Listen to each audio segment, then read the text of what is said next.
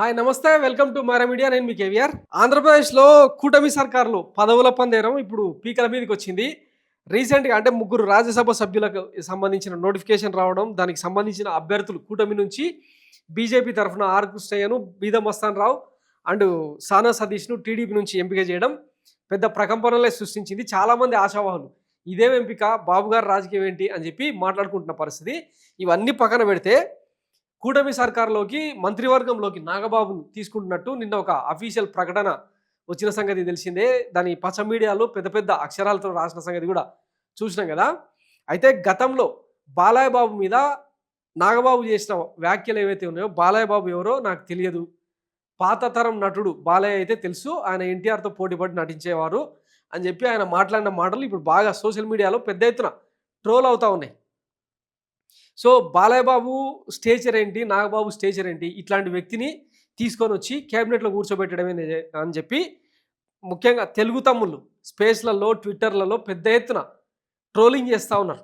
ఒకసారి బాలయ్యకి సంబంధించి నాగబాబు గారు ఏమన్నారో విందాం.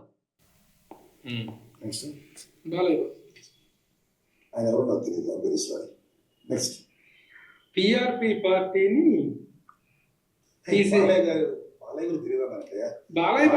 పెద్ద ఆర్టిస్ట్, సీనియర్ మోస్ట్ నేరము శిక్ష దాంట్లో కృష్ణ గారు ఆయన యాక్ట్ చేశారు. మంచి అడిగింది బాలయ్య గారి గురించి కదా, పాత యాక్టర్ బాలయ్య గారి గురించి, అమృత ఫిలిమ్స్ అధినేత, ప్రముఖ దర్శక నిర్మాత, ఆయన గురించి కాదు. బాలయ్య బాబు అంటే ఇక్కడ వీళ్ళ అభిప్రాయం, బాలయ్య బాబు అంటే బాలకృష్ణ గారు, నందమూరి బాలకృష్ణ గారు.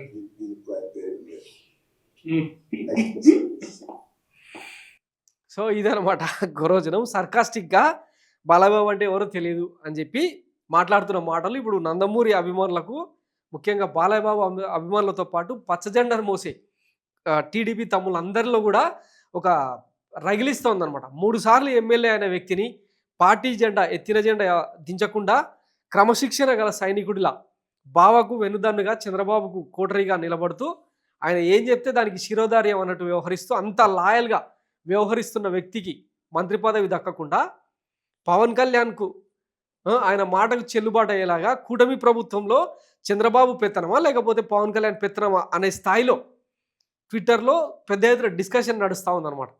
సో దానికి ఇది వేదిక అయిందన్నమాట. బాలయ్యబాబు అంటే ఎవరో తెలియదు అన్న వ్యక్తికి మంత్రి పదవి ఇవ్వడం ఏంటి, అసలు చంద్రబాబు గారు మీరు ఏం రాజకీయం చేస్తున్నారు అని చెప్పి ఒక టైపు డిస్కషను.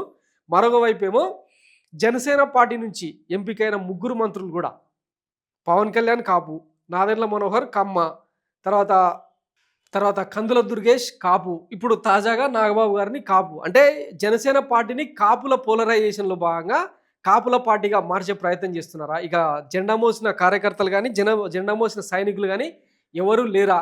పార్టీకి అంతగా లాయల్గా పనిచేసిన వ్యక్తులు ఇంకెవరు లేరా? మొత్తం ఒకే సామాజిక వర్గానికి మంత్రి పదవులు ఎట్లా ఇస్తారన్న చర్చ జనసేనలో కూడా జరుగుతూ ఉందన్నమాట.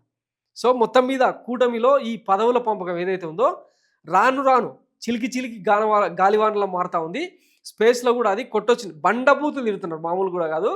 చాలా అంటే జుగుప్సాకరంగా వాళ్ళే తిట్టుకుంటా ఉన్నారు. అసలు ఏం పార్టీ ఇది?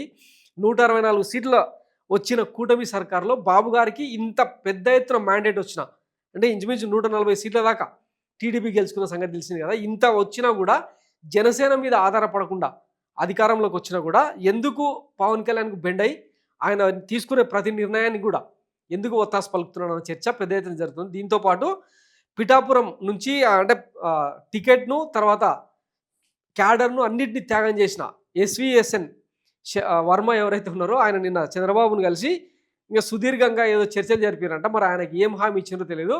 అప్పట్లో పిఠాపురం టికెట్ నుంచి పవన్ కళ్యాణ్ పోటీ చేస్తున్నారు అన్నప్పుడే ఆయన చంద్రబాబు వెళ్ళి వర్మను బుజ్జగించి వచ్చారు.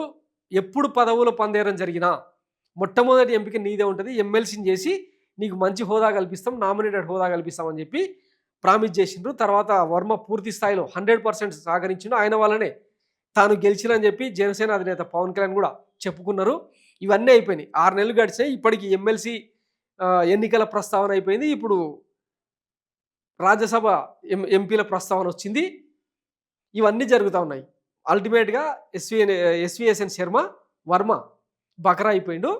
ఆయన ప్లేస్లో ఇప్పుడు పిఠాపురం నుంచే ఇప్పుడు 2 ఎమ్మెల్యేలు అనమాట. ఒకరు పవన్ కళ్యాణ్, షాడో ఈయన ఇప్పుడు గ్రౌండ్ లెవెల్లో మొత్తం అంటే ఉత్తరాంధ్రకు షిఫ్ట్ అయిపోతా ఉన్నాడంట. పిఠాపురం వేదికగా ఈయన రాజకీయం మొదలు పెట్టబోతున్నాడంట. సో పిఠాపురానికి మరో మంత్రి అన్నట్టు. సో ఈ ఆధిపత్య పోరులో మరి వర్మ ఏం చేస్తారు ఏందన్నది కూడా ఆసక్తికరంగా మారింది. మొత్తం మీద ఈ కూటమి కుమ్ములాటలు ఏ స్థాయికి వెళ్తాయో వేచి చూద్దాం. Thanks for watching Mara media. నేను మీ కేవీఆర్. Thank you.